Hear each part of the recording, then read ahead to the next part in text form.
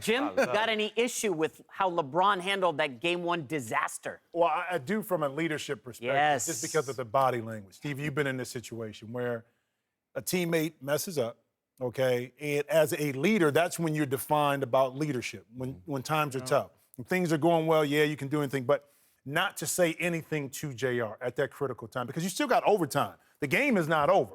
But because of how you react or didn't react, I saw the 2-minute, 30-second video of that when it was just from up high and you could see the body language. Yep. At first, no one really talked to JR. You slapped him on the hand a little bit, then Hood came in and guys talked.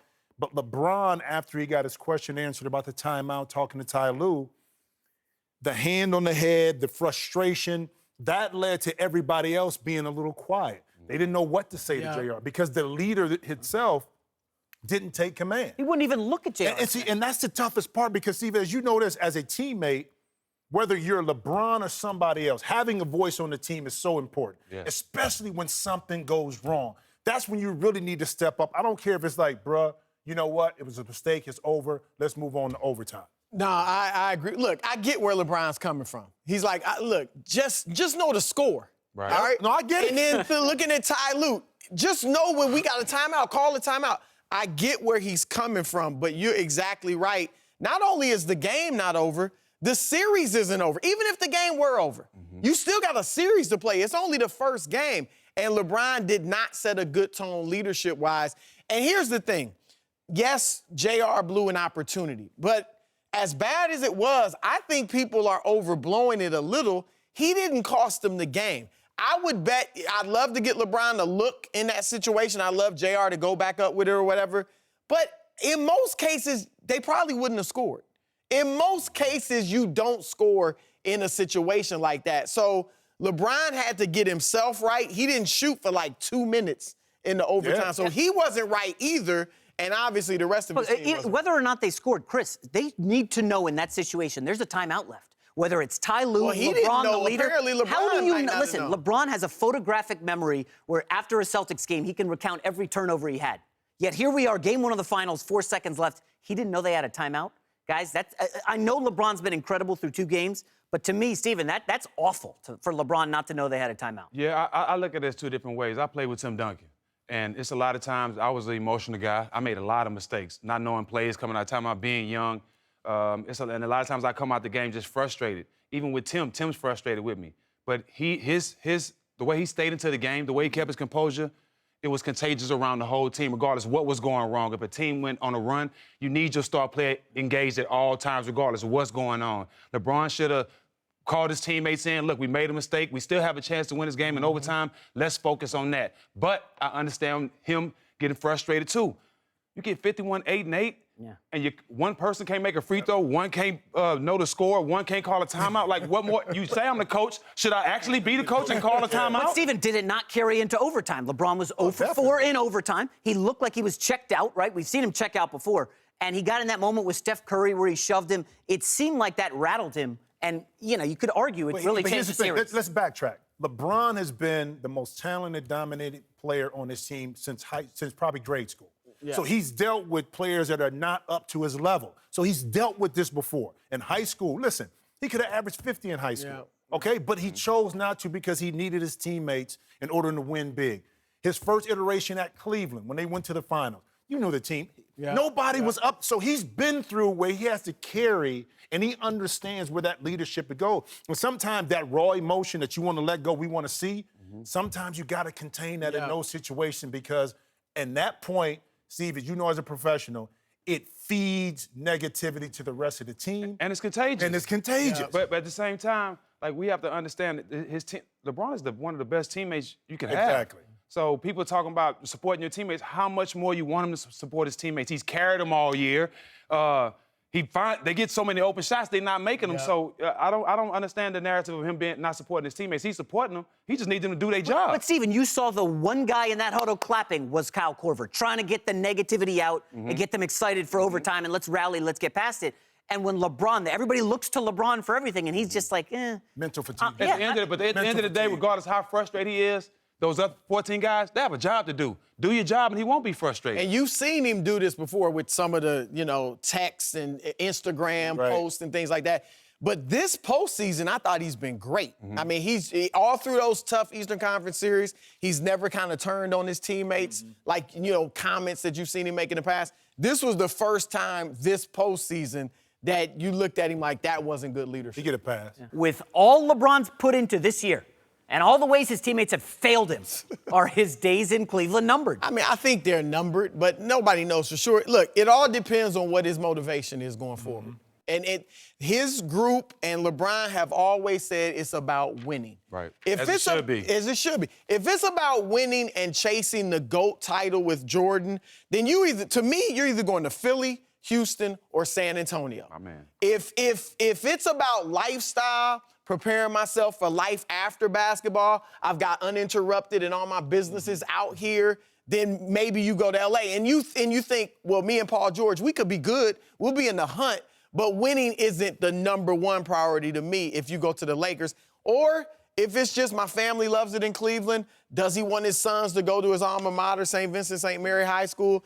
That's the only reason I can see you staying in Cleveland. Well, I mean, go ahead. I definitely see him leaving, especially knowing LeBron, how he wants to continue his legacy and he wants to win. I think San Antonio is the best spot because when has he played for a Hall of Fame coach? Yeah.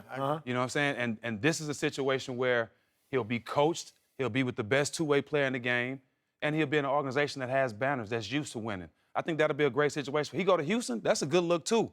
But I don't see him being back in Cleveland unless it's a drastic change there. Well, the problem is that we talk about, okay, how many more years can he go from a physical perspective? Because he hasn't been hurt, doesn't miss games. But forget that. What I've seen in the playoffs is the mental fatigue. The mental fatigue is so enormous to him. It's overbearing. You can just see it in his eyes and his body language because he's had to carry. When we talk about the greatest that ever done it, Kareem didn't have to carry the Lakers. He didn't have to carry the Bucks. Magic didn't have to carry the Lakers. Michael carried the Bulls early on, but they weren't as successful. And he took a break, too. And he took a break. But you see what I'm saying? So when you look at the dynasties and the team that won it, Tim Duncan had Ginobili, he had Parker, and of course he had Popovich on the bench, and David Robinson. So everybody had somebody else. When LeBron was able to relax a little bit, it was with Kyrie. A little bit. But that was for a short stint.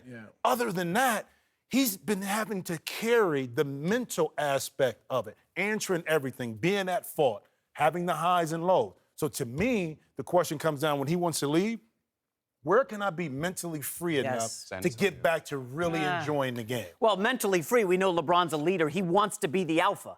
Greg Popovich kind of runs that show. Kawhi Leonard's the guy in San Antonio. In Philly, Joel Embiid and Ben Simmons, it's their team. It's their city. That's why I keep coming back to the Lakers, guys. LeBron goes to the Lakers. He is the alpha. He is the man there. But I want to get back to one thing on... Wait. If he goes to Philly, it's going to be his team. We'll see about that. I mean, even if it's for 2 years, it's going to be his team. Ben Simmons, if he go to San Antonio, there's enough respect there where Papa let him be who he is. Simmons has fashioned himself. Ben Simmons has fashioned himself as a LeBron Magic type player. He doesn't Pass score first, like LeBron. not at this stage, but it's his team, it's his city. Joel Embiid, they run the city after Carson Wentz. They played 1 year. Let me ask you a question. Okay, they are the most popular athletes in Philadelphia. When he went to Miami, whose city was it? Dwayne Wade. How long did it stay his city? 6 months, maybe. Into who came in? Okay, LeBron, when he was in his 20s, but listen, his star power is like no other. No other. When he comes in, look, it's a lot of stars in the sky, right? But when that comet comes through, everybody pays attention to So it. is the comet going to be coming in at 33 and a half? It doesn't matter. He's still the best player in the world. We all agree James Harden's going to win the MVP, but LeBron, But he's not the best player. Exactly. LeBron's clearly But to get back to the question, we've admitted he's out of Cleveland. He's not coming back to this dumpster fire. We don't know that for sure. We don't know that for I mean, sure. if he wants to win, I don't think he's got to leave. I mean, the team's going downhill. They don't have forward momentum. Now, I do want to say, a great coach. When he came back from Miami to Cleveland, okay, the Golden State Warriors were not on the radar. This is a team that just lost in the first round. They go 9-2 since they added Durant against LeBron. LeBron had owned Kevin Durant previously when Durant was in OKC. 17-4 against Durant. He's now not 2-9 against Durant. Because it was a fair match. He cannot handle it. Fair. But that goes to the point of the question. He's got to get out of Cleveland and get himself a team, whether it's LA, San Antonio, or what have you. I'm with you. I was saying earlier in the year, I think he should go to San Antonio. I just don't see him going to the town. The city. Yeah, I mean, I think the only city like that he would be in would be Cleveland, like non-glamorous city. But I'm with you because Jordan, Magic, Duncan, Shaq, Kobe, all the guys he's compared to had that all-time great coach. He's never had that. With all due respect to T. Lue, Popovich would be that guy. I think if he had played half his career with a guy like Popovich or Pat Riley or somebody, he'd have more rings. You know Popovich. Yeah. LeBron's been the man for 15 years. No coach has reined him in. He's run the show. He's all of a sudden, at 33 years old, going to go listen to Popovich say, do this, do that. When he's run the show, you could argue he was the GM in Cleveland for a couple years, okay? But Pop's smart enough to know when you have a player like LeBron, when you have a player like Kawhi, you sit back and let these guys coach the team and play. Tim and Tony Parker, if you look at the Spurs, and it happened all the time, during timeouts, Papa give Ginobili or Tony the clipboard and stand out there and let them draw the play. He want players to coach.